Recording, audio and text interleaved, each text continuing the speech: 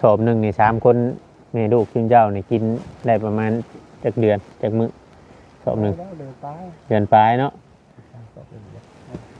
เพื่อมาเพื่อไก่เพื่ออย่างน้ำนะเนาะประหยัดอยู่เพื่อไก่เพื่อมามันอย่างน้ำนี่แหละเป็ดไก่เอาไว้ตาเย็ดตัวผูกโคใหญ่เลยนะหมอไปบ่ฮอดใช่เลยหมอฮอดล้อเก่าใหญ่หมอบางคนเห็นบ่ได้เป็นได้สำนีกะ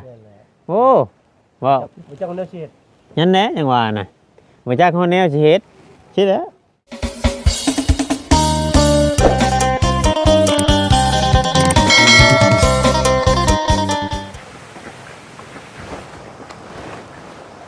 กับสบายดีเนาะพ่อแม่พี่น้อง FC เบิร์ดสู่ผู้สู่คนพี่น้องเนาะทางฝั่งลาวฝั่งไทยหรือว่าทางต่างประเทศแม่ FC ที่เข้ามาเบิ่งมาชมเนาะเข้ามาติดตามมาคอยกดไลค์กดแชร์ทุกๆคลิปพี่น้องเนาะเข้ามาให้กำลังใจช่อง YouTube ของว่าเวียงใจเกินร้อยพี่น้องเนาะว่าสิอยู่ทางใกล้ทางใดอยู่ทางประเทศไรก็แล้วแต่พี่น้องที่ว่าเข้ามาเบิ่งเนาะเข้ามาเบิ่งมาชมคลิปของว่าเวียงพี่น้องเนาะแต่ก็ว่าเบิ่งคลิปเบิ่งโฆษณาซัพพอร์ตโฆษณาบ่เวียงเนาะเพียงเนาะแต่ต้นจนจบทุกคลิปเนาะเพียงเนาะกับมื้อนี้เนาะบ่เวียงก็ได้แวะเวียนเข้ามาแล้วก็ทางบ้านทางเรือนของอันเขาปึเนาะเพียงเนาะจิกมันน้อยซำนี้นี่มันบ่ได้โดนแน่นี่ไม้มันใหญ่น้ำกะไปสิมันบ่คือไม้แกน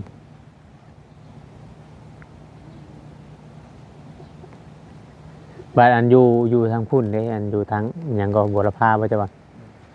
อันไหหน้าตะกะดินดอนตอนหญ้าเฮาบ่ได้มีบ่อยู่พุ่นบ่มีอยู่พุ่นก็บ่มีเด้อเราจังอยากมาอยู่พี่เนาะอยู่ไสก็คือเก่าหั่นนะว่ามาสิหาเงินทางนี้สิได้อยู่พอได้ซื้อดินเนาะแม่นพอได้ซื้อดินทันกันเด้ดีอยู่ผมมาตอนนี้ผมมาคุมื้อนี้ก็บ่ไหวแล้วตะกี้อันมาอยู่กับพ่อกับแม่นี่เพิ่นพาหาเงินแนวไรอันมาอยู่ทำบิดเพิ่นอยากมาบ่ฮู้แล้วฮะบ่ฮู้นำบ่บ่ฮู้บ่ยังน้อยเออเข้ามารุ่นเดียวก็ข่อยมาสั่งกับครัวเลยอันเราใหญ่มานี่เนาะว่าจักปีได้เจ้าในปึก30นี่แหละ30ปลายแล้วปืนยังน้อยตอนนั้นมาสั่งกับครัวก็21 2ปีเลยเด้21จะ2ปีมาสั่งดินในนาตะกร้าตอนน่ะว่าซื้อหมง3ล้านกีบนี่โอเคแล้วแน่หลายเนาะได้2เฮกตาร์มาเลยตะกี้เนาะข้าวตะกี้2-3ล้านกีบตะกี้4,000นี่ก็สิมุงล้านนึงเนาะข้าวตะกี้ล้านนึงเลยล้านนึง4,000ล้านนึงก็ได้ซำนี้ก็ถือว่ากว้างเด้อเด้หินเราเนี่ยยังดีอยู่เราได้ซื้อนี่มันอยู่หินทางโดดเนาะเห็นดินตอนบนน้องสาวบนนั่นน่ะมีแต่3ล้านคนแถวเฮาปลูกเพื่อนหั่นบ่หมดที่หัวกันหมดแถวทางน้อง2น้อง3เห็นมาเลย3ล้านกีบตอนนั้นว่ะโอ้ดินยังหลายอันนี้ยังเอาบ่ทันขึ้นว่าบ่อยากนั่นเลยมันเอาทันคือว่านั้นได้หลายดินน่ะพุดคนมาจ้างไว้มันบ่มีเงินเนาะเฮาหาเงินยากแน่อยู่บ้านเฮาก็ยากได้อยู่บ้านเฮามันหาเงินยากพี่น้องเอ้ยมันก็เลยซื้อหันซื้อนี่ก็บ่พอสินั่นดินส่วนดอกต้นยางนี่เต็กดินดงอัน2-3เฮกตาร์ก็บ่ฮอด10,000ครับฮอดตะกี้เห็นบ่อันเดียวนี่เตะบ่ได้โอ้เดี๋ยวนี้มันกลัวดินปลูกเฮือนอีกเฮกตาร์ละแสนหุ้นมาจักเดือนแสนบ่ได้เด้บ่ได้บ่2เซนขึ้นเมื่อ2เซนขึ้นเมื่อซื้อเสียงกินตัวนี้ตั้งแต่เมียเสียไปนี่ยังบ่ได้อันหาเล่มผู้แสบผู้สาวบ่ยังบ่ได้อยากได้ฮะลืมอยู่แค่จ้ะ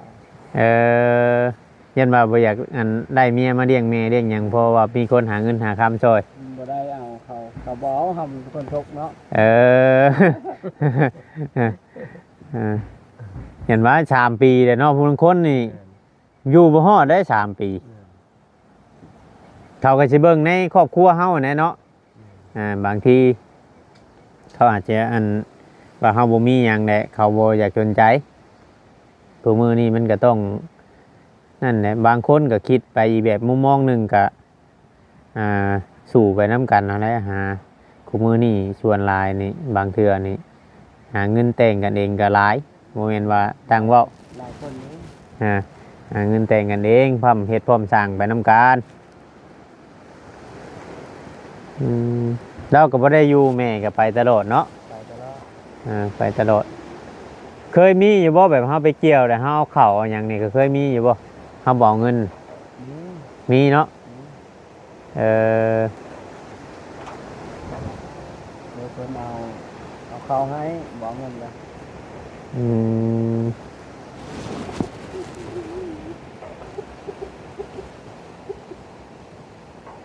มัน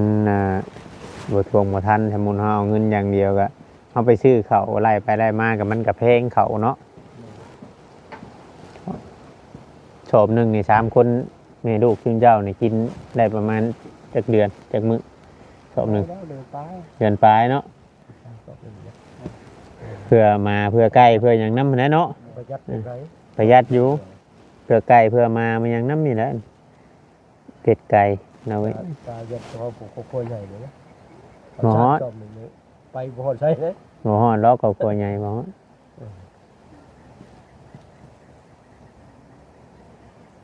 คือสวัสดิ์บุกมันได้ติดกูโวยหมดแล้วจอมหนึ่ง ไผ่ผ้าไผ่ยังนี่ก็ไล่แต่พอแต่ยังพุ่นบ่เออ ไว้เงิน ได้แต่พอยังพวกหลายน้ำมันยังไงแล้วแต่พอยังพุ่น เดิน จักปีได้พอเป็นเฉียบให้ ไม่ทราบหอดไม่ทราบ โอ้โห มาหอดนะ ประมาณ6 ปี กว่าแล้วเอาเลยรับเก่าแล้ว9 ปีแล้ว 9 ปี10 ปีเนาะ เดิน ประมาณ ประมาณนี้นะ เออมีไอ้น้องอันน้ำกันจักคนเจ้านะไอ้ปึก 7 คน 7 คนไปอยู่ทางอื่นเบิดบ่เดียน ไปอยู่ทางอื่นหมด โมมีน้ำบ้านนี่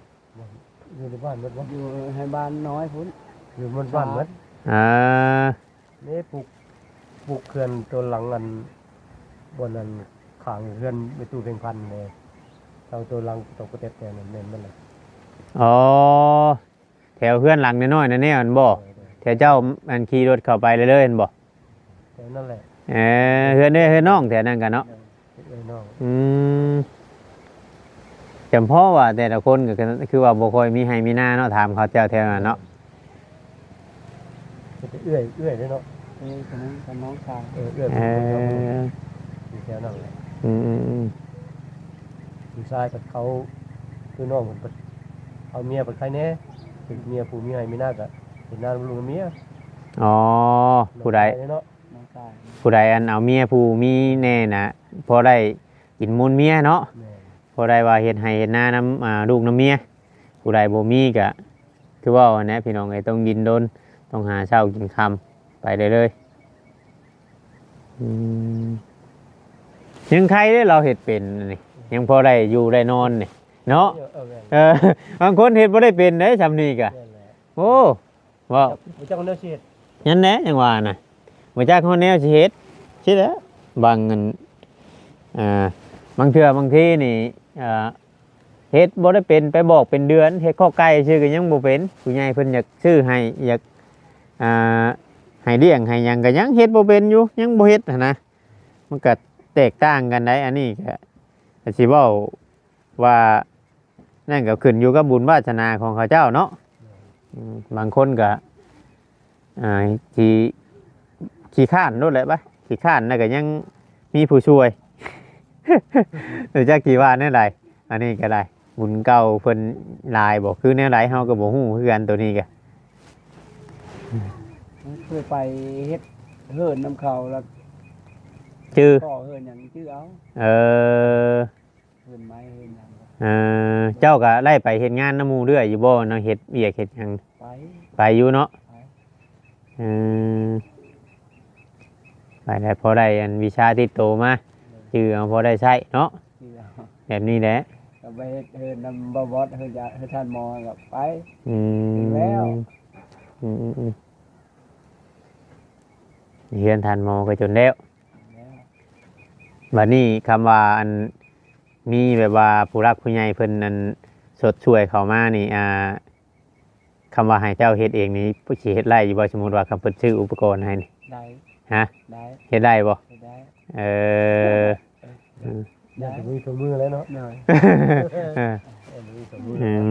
ม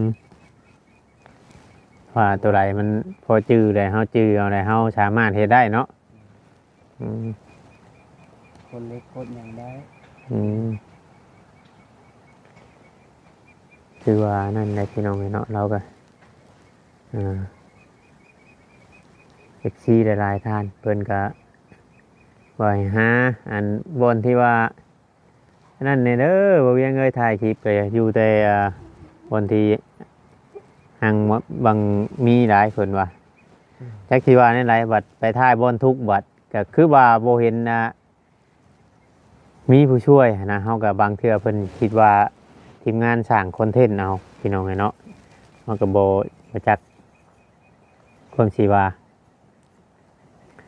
แต่บุญวาสนาเนาะสร้างปื้อเนาะคำผู้รักผู้ใหญ่เพิ่นมองเห็นเพิ่นให้โอกาสเฮาก็ถือว่าดีเนาะลุงเพิ่นผู้ใหญ่เพิ่นให้โอกาสเพิ่นนั่นก็ถือว่าดีพี่น้องไงพอแค่ว่ามีคนช่วยก็อีหยังก็บ่ได้นั่นดอก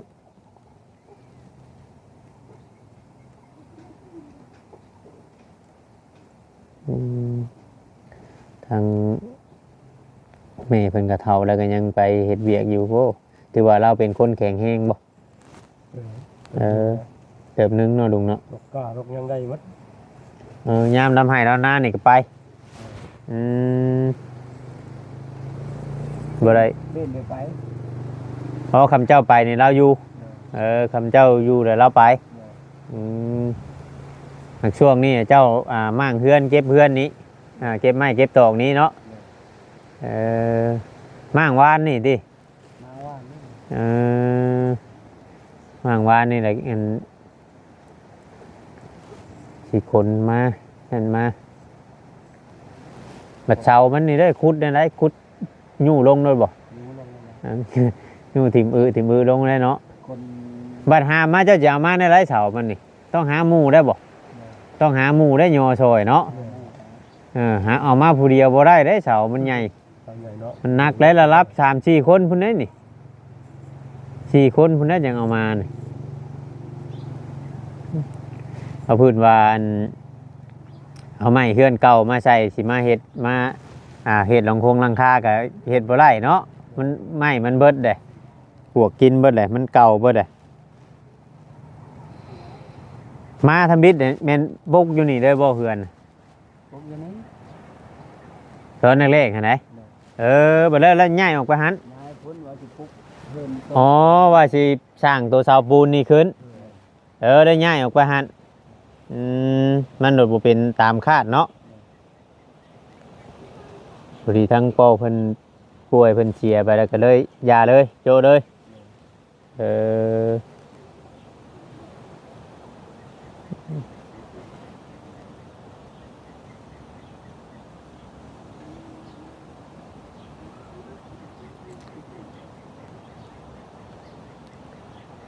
เมื่อวานนี่ลุงมาดึงไพ่เพิ่นบ่วานนี่บ่ คือเล่นบ่ ไม่ใช่นี่อ๋อมาดึงไพ่ลงมาอยู่นี่ อยากไปไปเอาเงินหลังนั้นเด้อ นี่ไพ่ลงมานี่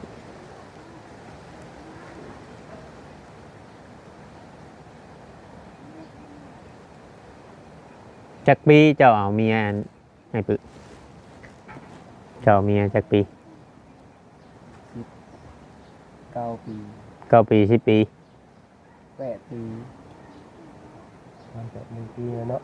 7 ปี อ๋อ7-8 ปี ตอนเอาเมียน่ะได้ไปทำงานอยู่บ่ ไป ไปทำงาน โอ้ยเอาเดี๋ยวอยู่พุ่นเลย อ๋อไปพ่อกันอยู่พุ่นอ๋อ เอาเดี๋ยวอยู่พุ่นเลย ที่พวกคนไทยตะกี้เพิ่นเพิ่นว่าคนไทยนะคนเดียว บ่ ค่าตลอดเด้อ เออ แล้วเป็นลาวคือเขา เออ เอากันได้บ่ได้พากันมาอยู่บ้านแล้วเราเป็นหยังเราเหตุการณ์แบบว่าเราเป็นหยังสิเสีย อ๋อ ขออนุญาตถามคำเก่า นิ้วมะขลังว่ะ โอ้ ข้างหลัง มัน โอ้ ตันมัน นิ้วมากระดังกับหุ้นแห้ง เหี่ยวแล้วบอก ฮะ ไตเด้ เออ มันไตลูกไตเด้ อืม มันย้อนแล้วไตไปทำงานกับมดแล้วคน อืม ไขมันตันข้างน้ำเด้ โอ้ ละลาย อืม ตันคอมันก็ เขาก็ได้ไปปัวไปหยังอยู่เนาะ ไป แต่มันบ่เศร้าเนาะ ไปที่นอกเขาเอาไปได้เขาอยู่ช่วงลงแขนแล้วคอยเบิ่งอาการนี่คอยมันบ่รอดแล้วคอยบ่ลง โอ้ บ่ลงเขาว่าลงไปก็ตายเขา เออ มาเยอะมาเฮิรนมาบุรีห้าม4 มื้อบุรีตาย โอ้ เบิ่งมันบ่รอดแล้วก็เสียไปยังเนาะ อืม ว่าจะเขียนใบน้ำชงลงเขียนไว้เขาบ่ลงเขาว่าเบิ่งอาการบ่รอดแล้วเส้นจะต้นอยู่ ลูกยังน้อยอยู่ได้ตอนนั้นเนาะ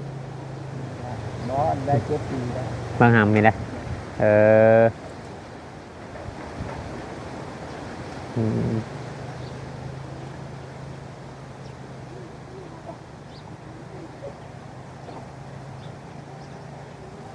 นะคือไอ้น้องจูพวกไอ้น้องเขาอยากได้เขาบ่ให้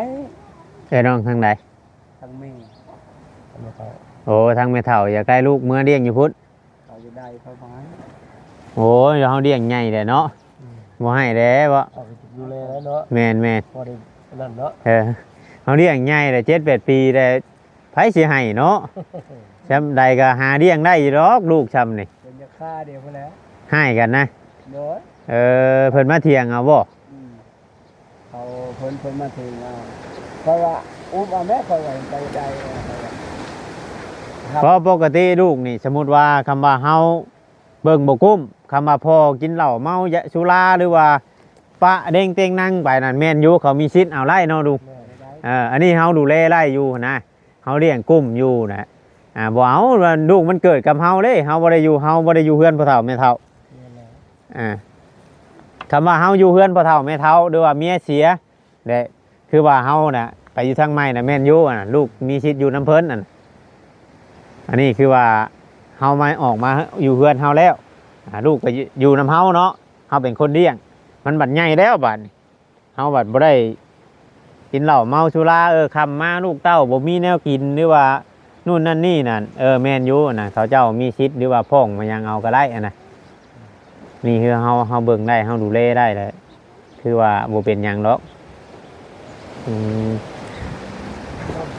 โยคือว่าทางพุ่นก็ว่าบ่ได้มีอีหยังก็คือสิอยากได้เมื่อ เขาอยากได้ ได้เพิ่นนี่ก็บ่มื้อ เด็กน้อยนี่เนาะเขาบ่เคยอยู่แม่นคมเขาแล้ว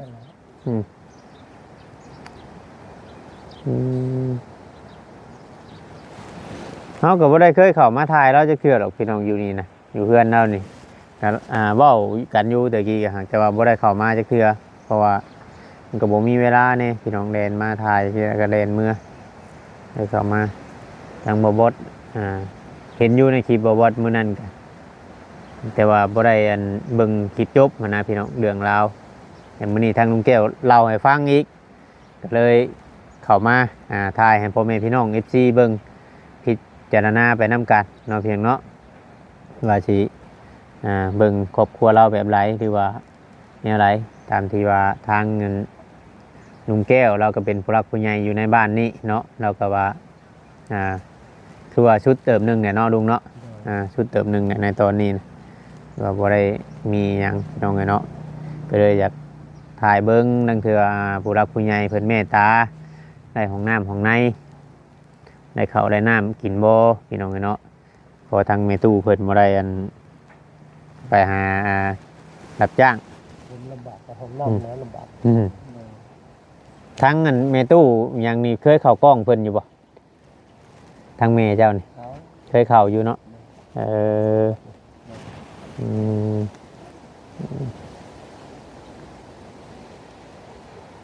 เ เนาะมีแต่ว่าฝากน้ำ FC หรือว่าผู้รักผู้ใหญ่ให้ได้พี่น้องเนาะเป็นกำลังใจให้เพิ่นบางเทื่อบางทีคำว่าอันมีผู้รักผู้ใหญ่แล้วก็เฮาก็สิเข้ามาถ่ายให้พ่อแม่พี่น้องเบิ่งนำกันพี่น้องเนาะหลายๆคนเข้ามามีจักคนเข้ามาถ่ายเจ้า เขาบอสนี่นะเขา เออโอดีเข้ามาบ่ บอกเขา เออมีแต่ว่าเราถ่ายตอนเฮ็ดเทือนท่านหมอพุ่นเนาะถ่ายอยู่พุ่นบางเทื่อบางทีเพิ่นก็บ่เห็นบนอยู่อาศัยเฮาเพิ่นก็จะบ่เชื่อพี่น้องเนาะ คุณหนึ่งก็เชียร์ได้เลยปูนนะซ้อนกันใส่เนาะ ไผ ทีมงานไปเหตุวิ่งงานนู้น โอไปนอนอยู่เอื้อนท่านหมอตะกี้เห็นบ่เชียร์เลย เชียร์อะไร เอาเราเป็นหยังจังเชียร์ เชียร์กว่าอันแบบใส่ลงหำเนี่ยแหละ เออ ทำเลยเอาบ่ได้ แล้วไปผ้าบ่ ไปผ่าผู้บริผ่า พาไปพาแล้วดึงเขาดึงใช้ขึ้นเลย ดึงให้กันแล้วเอาบ่ได้เลย หมอผ้าได้เชียร์เลย ผ่ามาตายอยู่เงิน เออเอานี่ก็แบบนี้ก็มีอีกปันนี่เนาะ ตายกะตัวโลดขนาดนึงเด็กลูกเต้ากับเด็กบูมี่นะแล้วก็ อืม ซับมาภาคไม่เคยบ้านไปเลยไปได้ครับ บ่มีหีมีมีนนะ คนไปส่งสการประมาณจะคนครับประมาณ10เนี่ยแหละ 10 คน โอ้ คน คนบ้านๆนี่แหละเอาเป็นหยังคือหน่อยแท้เป็นตรงคืนบ่ ไปกลางคืน ไปกลางคืนเพราะว่ามันถึงเลยที่เกากองคือแบบ แม่นะ ถึงมือเกากองเลย เออแบบเดียวกับแม่น้องไม้ช่วงนั้นนะเนาะ แม่น อืม ครับฝากบ้าน หนึ่งมากับเฮาบ่มีแน่บ่ง่ายๆใช่บ่ประชมกันเนาะ 11 โมงบ่เลย12 โมงไป เอ็นถึงเกากองกับสมมติว่าผมมีเข้าเอาไว้วัน3 คืนก็ได้ แม่นคือบ้านเฮากับคำมันถึกแนวบ่นั่นก็มา